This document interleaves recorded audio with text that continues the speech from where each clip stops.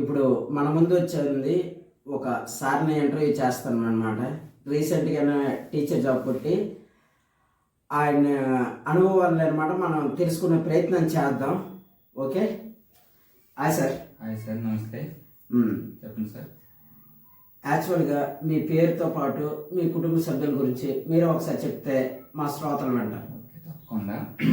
నా పేరు జవన్ తరుణ్ కుమార్. మా ఊరు డీగల్ వలస. నాకు ఒక తమ్ముడు ఉన్నాడు, వాడి పేరు కిరణ్. మా నాన్న పేరు రాము, అమ్మ పేరు విజయ. వ్యవసాయ పని చేస్తూ ఉంటారు. నాన్న టాప్ మేస్త్రి, టాప్ పని చేస్తూ ఉంటాడు. అలాగే మా చిన్నాన్న ఉన్నాడు, సత్యనారాయణ, రైల్వేలో పాయింట్స్మెన్గా జాబ్ చేస్తున్నాడు. అయితే మా చిన్నాన్న చిన్నప్పటి కళ అనమాట, టీచర్ అవ్వాలనే కళ. సాధించలేకపోయాడు. అతను అన్ఎక్స్పెక్టెడ్గా అటువైపు వెళ్ళాడు అనమాట, రైల్వే వైపు.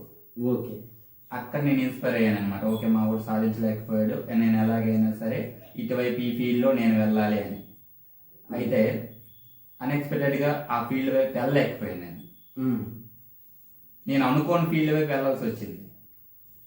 ఓకే, ఆ ఫీల్డ్ ఏంటనేది చెప్తారు మా కోసం? తప్పకుండా. ఆ ఫీల్డ్ ఏంటంటే BSF, బోర్డర్ సెక్యూరిటీ ఫోర్స్. ఇది కూడా దేశానికి సేవ చేసే ఉద్యోగం లాంటిదే కదా. మరి అటువంటి ఉద్యోగాన్ని మీరు ఎందుకు వద్దనుకున్నారు? అంటే నేను వద్దనుకోవడం కాదు, ఈ రోజుల్లో ఉద్యోగం ఏదైనా సరే గొప్ప విషయం. ఎందుకంటే కాంపిటీషన్ చాలా ఎక్కువగా ఉంది, హెవీగా ఉంది. కాబట్టి ఇలాంటప్పుడు ఉద్యోగం రావడం అనేది చాలా గొప్ప విషయమే. ఎంతో కష్టపడితే తప్ప రాదు.